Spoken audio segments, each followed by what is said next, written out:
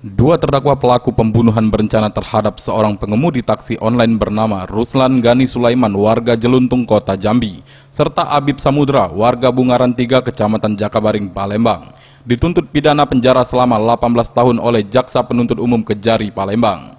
Dalam gelar sidang yang digelar Kamis 25 Juni 2020 di hadapan Majelis Hakim PN Palembang diketuai Bahrain, kedua terdakwa dihadiri melalui sidang online untuk mendengarkan pembacaan tuntutan kepada masing-masing terdakwa oleh JPU Kejari, Palembang. Menurut JPU, para terdakwa terbukti bersalah melakukan perbuatan melawan hukum, melakukan pembunuhan berencana secara bersama-sama, sebagaimana diatur dan diancam pada pasal 340 Junto pasal 55 ayat 1 ke 1 KUHP tentang pembunuhan berencana, menuntut agar kedua terdakwa dapat dipidana penjara masing-masing selama 18 tahun.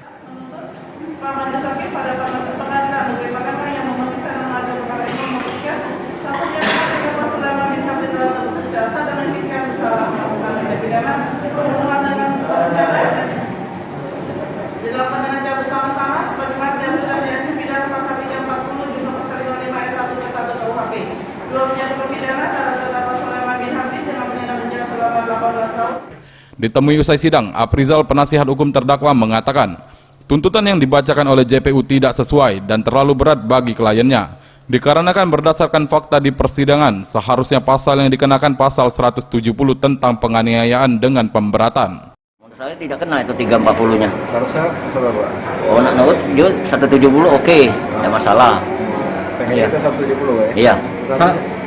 Si Sulaiman apa Kak? Berperan dalam kejadian ini? Oh, Sulaiman dia di samping sopir, cuman dia cuma hanya ngetok dengan pistol. Terungkap dalam dakwaan, perbuatan pembunuhan berencana yang sempat menghebohkan warga kota metropolis oleh kedua terdakwa itu diduga bermula karena dendam salah satu terdakwa, yakni Abib Sulaiman, dikarenakan merasa sakit hati terhadap sopir mobil yang memiliki plat mobil BG 1442 RP karena telah menyerempet keponakan Abib Samudra, yakni pada tahun 2016. Weli Aeb, Sriwijaya TV.